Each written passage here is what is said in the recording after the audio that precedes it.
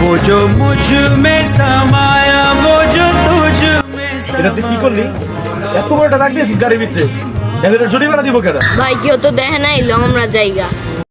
চুপ কর, তুই গাড়িতে তো বড় একটা দাগ দিছিস, আমি গাড়ির মালিক রে খুঁজে জরিমানা দিয়ে দেবো। আর গাড়ির মালিক রে খুঁজ, গাড়ির মালিক মনে হয় যে ওই বাসায় আছে। লয় বাসে লয় বাসে ভাই, বাইরে যে কালো প্রাইভেট কার, এটা কি আপনার? হ্যাঁ আমার। কেন কি হয়েছে?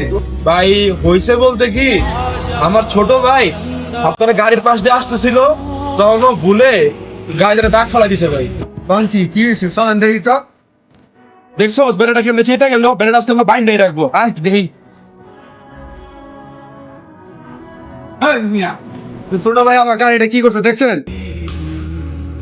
ভাই আসলে ও তো ছোট মানুষ ভাই, ও তো বুঝে না ভাই, ইচ্ছা করে না ভাই, ইচ্ছা করে করলে তো ভাই কিছু বলা যেত। ছোট মানুষ ভাই, ভুলে করছে ভাই। আপনি চলে গেলে তো পারতেন, আমার ডাকছেন কে ভাই?